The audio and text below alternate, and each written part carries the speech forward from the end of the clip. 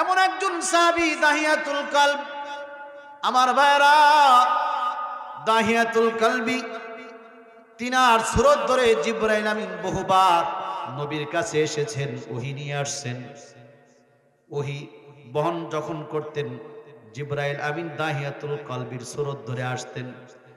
দাহিয়াতুল কালবি আল্লাহর নবীকে বলতেছেন, ওগো পয়গম্বর, ওগো নবীজি, আমি কি জন্য মন খারাপ করে থাকি, কেন কান্না করি, আমার দিলের ভিতরে বড় ব্যথা, আমি কেন কান্না করি? নবীজি, আপনি আমার ঘটনা শুনলে আপনি অবাক হয়ে যাবেন। আমার জীবনে এমন একটা ভয়ানক ঘটনা আমার সাথে ঘটে গেছে, এমন ঘটনার বর্ণনা দিলে ওগো নবীজি আপনি অবাক হয়ে যাবেন, আপনার মাথায় কেমন জানি আসমান ভেঙে পড়ার উপক্রম হয়ে যাবে। ওগো নবীজি, এমন ঘটনা আপনি সহ্য করতে পারবেন না। আল্লাহ নবী অবাক হয়ে বললেন, এ দাহিয়াতুল কালবি, বলো তোমার ঘটনা কি, আমি শুনবো। আল্লাহু আকবার বলেন। আল্লাহর নবী দাহিয়াতুল কালবিকে বলতেছেন, তুমি বলো তোমার ঘটনা, আমি শুনবো কি হয়েছে।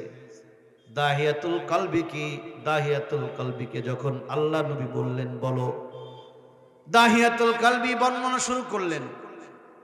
আল্লাহর নবীকে বলতেছেন, ওগো নবীজি, আমি একদিন কোথাও সফরে যাচ্ছিলাম, সফরে যাব দূর দেশে, লম্বা সফর।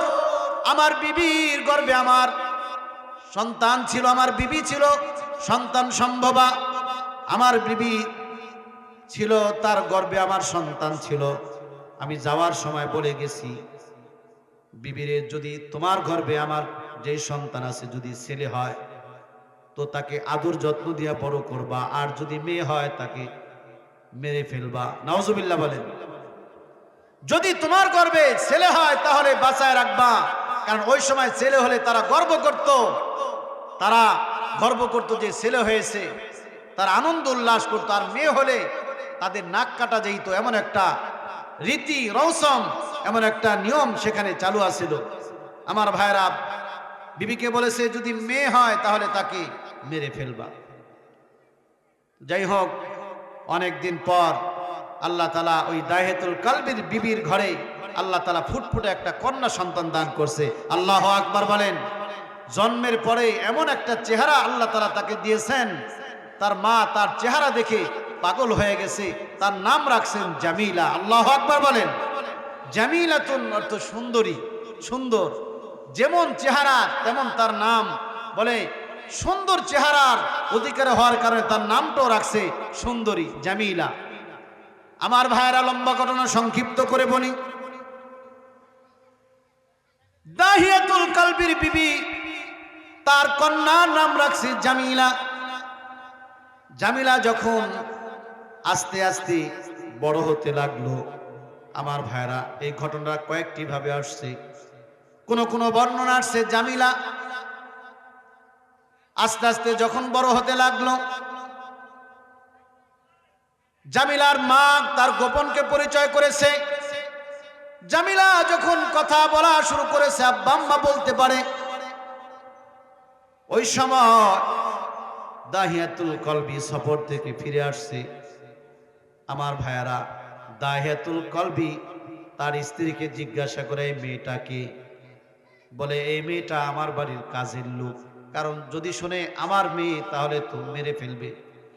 আমার ভাইয়ারা, দাহিয়াতুল কালবি মেয়েটার জন্য মেয়েটার চেহারা দেখে খুব পাগল হয়ে গেল। কালবির বিবি দেখে জামিলাকে তিনি খাবার খাওয়াই দিচ্ছেন, জামিলা তাকে খাবার খাওয়াই দিচ্ছেন। এত মায়া আর মোহাব্বত দেখে জামিলার মা দাহিয়াতুল কালবির বিবি হয়তো মনে মনে এটা ভাবলেন, হয়তো মেয়ের প্রতি তার একটা মায়া জন্মেছে, এবার পরিচয় গোপন রাখবো না, এবার পরিচয় ওপেন করে দেব। দাহিয়াতুল কালবির বিবি দাহিয়াতুল কালবিকে বলতেছে, রাতের বেলায় তখন তার পাশে শুয়ে শুয়ে বলতেছে, শোনো, তোমার কাছ থেকে একটা কথা গোপন রেখেছি, আজ বলবো। বলে, কি? বলো, তাড়াতাড়ি বলো। দাহিয়াতুল কালবি উম্মে জামিল বলতেছেন, ওগো স্বামী আমার, আমাদের ঘরে যে বাচ্চাটা দেখছো, যে মেয়েটাকে দেখতে পাচ্ছ, এই মেয়েটা আর কারো নয়, এটা তোমার কন্যা। আল্লাহু আকবার বলেন। এটা তোমার আমার সন্তান জামিলা।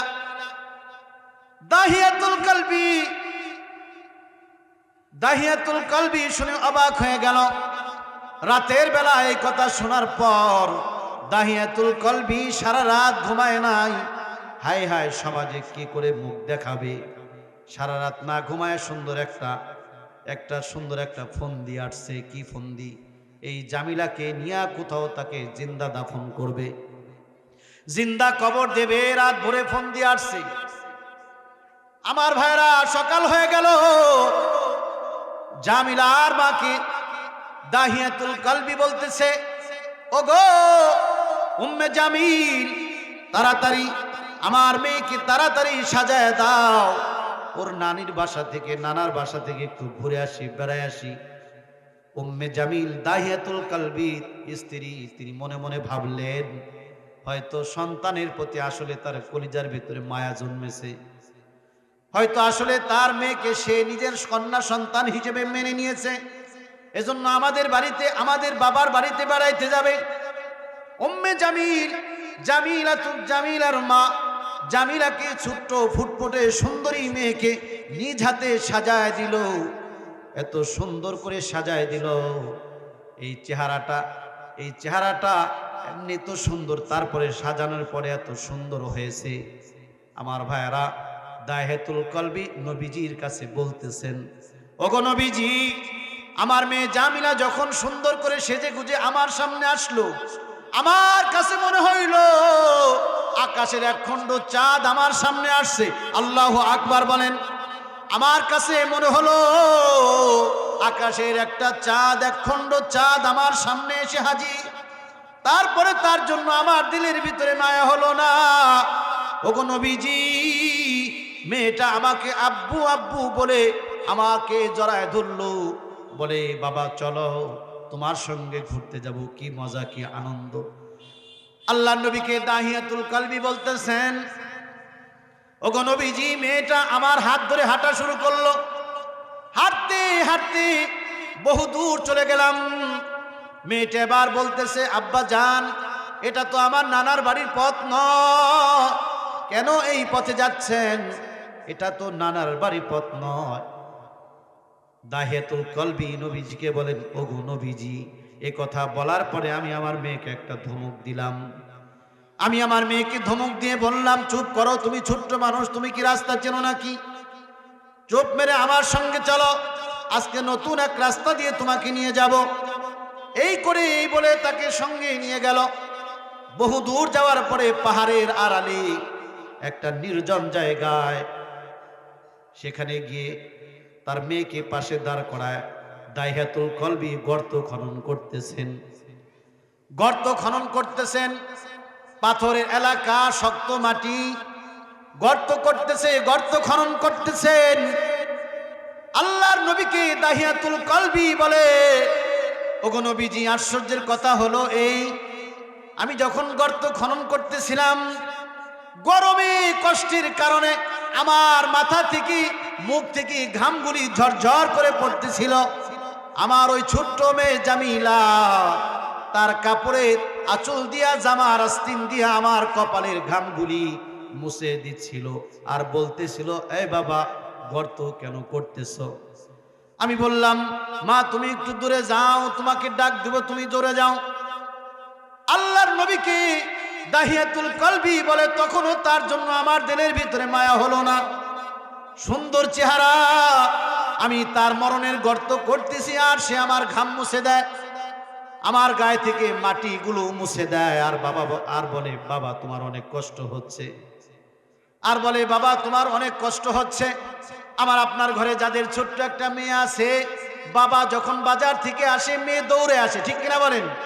মেয়ে সন্তান দৌড়ে আসে, বাবার কোলের মধ্যে বসে বাবাকে চুমু খায়, বাবার ঘামগুলি মুছে দেয়, বাবার জুতাটা ঘরে নিয়ে যায়, ব্যাগটা ঘরে নিয়ে যায়। বাবার হাত ধরে টেনে ঘরে নিয়ে যায়, ঘাম মুছে দেয়, পাখা দিয়ে বাতাস করে। আমার ভাইরা, দাহিয়াতুল কালবি নবীজিকে বলতেছেন, ওগো নবীজি, ঘটনা এখানে শেষ নয়। আমার মেয়ে জামিলা আমার ঘামগুলি মুছে দিচ্ছিল, আমার গা থেকে, আমার জামা থেকে মাটিগুলো মুছে দিচ্ছিল, আর বলতেছিল, বাবা হয় নাই, তাড়াতাড়ি চলো নানুর বাসায় যাব। তোমার কি গর্ত খনন করা হয় নাই? দাহিয়াতুল কলবি বলে, মা একটু ধৈর্য ধরো। গর্ত যখন খনন করা শেষ হয়ে গেল, আমার ভাইয়েরা, গর্ত যখন খনন করা শেষ হয়ে গেল, দাহিয়াতুল কলবি তার কন্যাকে ডেকে বলে, এই মা আসো, দেখো কত সুন্দর গর্ত। আল্লাহর নবীকে দাহিয়াতুল কলবি বলে, ওগো পয়গম্বর, আমার কন্যা যখন গর্তের ভিতরে আসলো, গর্তের ভিতরে যখন উকি মারলো, আমি আর দেরি না করে তার পিছন থেকে ধাক্কা দিয়ে গর্তের মধ্যে ফালাই দিলাম। গর্তের ভিতরে ফালাই দিলাম। ফালাই দেওয়ার পরে তাকে পাথর মারতেছিলাম। তার সুন্দর ওই চাঁদের মতো মুখ রক্তে রঞ্জিত হয়ে গেল। তার বদনের রক্তগুলি আমার জামার মধ্যে লাগতে লাগলো।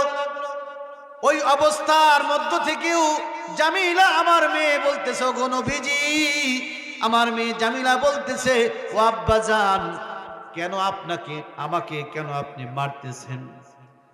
আমি আপনাকে আব্বা বললে আপনার মান সম্মান যাবে, আপনার ইজ্জত নষ্ট হবে। কথা দিলাম আব্বাজান, আমাকে জানে মাইরেন না, আমাকে বাঁচান, আমাকে এখান থেকে উঠান, আমি আপনাদের ছেড়ে বহু দূরে চলে যাব, এই দেশে আর থাকবো না, অন্য দেশে চলে যাব। তবু আমাকে মাইরেন না, আমাকে পাথর দিয়ে মেরেন, মাইরেন না, আঘাত করিয়েন না, আমি তো সহ্য করতে পারি না। জোরে বলেন আল্লাহু আকবার। আল্লাহর নবীকে দাহিয়াতুল কালবি বলতেছে, ওগো নবীজি, আমার ওই সন্তানের জন্য আমার দিলের ভিতরে কখনো মায়া হলো না। আমি মারতে থাকলাম, পাথর মারতে মারতে তাকে আমি সেখানে জিন্দা দাফন করে ফেললাম। আমার সন্তান তার মাটির ভিতর থেকে আমাকে ডাকতেছিল, আব্বাজান, আমাকে বাঁচান, আমাকে বাঁচান, আমাকে বাঁচান, আমাকে মায়েরেন না, আমি আপনাকে আব্বা বলে ডাক দিব না। কিন্তু আমি শুনলাম না, পিছনে তাকালাম না, আমার মেয়েকে জিন্দা সেখানে পাথর মেরে জিন্দা দাফন করে দিলাম। আল্লাহর নবীকে দাহিয়াতুল কলবি বলতেছেন, ওগো আল্লাহর নবী, ওগো পয়গম্বর, কালিমা পড়ে মুসলমান হয়েছি তো কি হয়েছে? আজও পর্যন্ত আমার মেয়ের ওই কান্না, আমার মেয়ের ওই ডাক আমার কানের মধ্যে আজও ভাসে। আমার মেয়ের কান্না আমার কানের ভিতরে আজও ভাসে। আমার মেয়ের কান্না আমার কানে এখনো, আমার কানের মধ্যে ভাসে, আমাকে যেন পিছন থেকে ডাকতেছে। আল্লাহর নবী বলেন, দাহিয়া রে, এটা তো মারাত্মক একটা অন্যায় করেছো। এমন অন্যায় পৃথিবীর কোনো বাবা করতে পারে না, ঠিক কিনা? জোরে কন। আল্লাহর কাছে তওবা করো, আল্লাহ তাআলা তোমাকে মাফ করে দিবেন। আমার ভাইরা, ওই জমানার মধ্যে কন্যা সন্তান হলে তারা জিন্দা দাফন করত। কিন্তু আল্লাহ তাআলা বলেন, আমি কন্যা সন্তান দেওয়ার মালিক, আমি ছেলে সন্তান দেওয়ার মালিক, ঠিক কিনা? জোরে কন। নবীজি বলেন, কন্যা সন্তান হলে তোমরা বেজার হয় না। যার ঘরে একজন কন্যা সন্তান আছে, যদি সে মানুষের মতো মানুষ হয়, ইলমে দ্বীন শিক্ষা করে, যদি ইলমে দ্বীন শিক্ষা করে, বড় ভালো একজন দিনদারিত্ব অর্জন করে ভালো একটা মানুষ হতে পারে, এমন কন্যা সন্তানের মা বাবাকে আল্লাহ তাআলা জান্নাত দান করবেন। আল্লাহু আকবার বলেন। আল্লাহর নবী বলেন, ক্বালা রাসূলুল্লাহ সাল্লাল্লাহু আলাইহি ওয়াসাল্লাম, মান আলা জারাতাইন দাখালতু আনা ওয়া হুয়াল জান্নাহ কাহাতাইন। আল্লাহর নবী কয়, যার ঘরে দুইটা কন্যা সন্তান আছে, আল্লাহর নবী কয় তাকে আল্লাহ তাআলা দুইটা জান্নাত দান করবেন। আল্লাহু আকবার বলেন। দুইটা কন্যা সন্তান যার ঘরে আছে, আল্লাহর নবী কয় আমি আর ওই দুই কন্যা সন্তানের বাবা একসঙ্গে জান্নাতের মধ্যে থাকবো। জোরে কোন সুবহানাল্লাহ। আল্লাহু আকবার বলেন।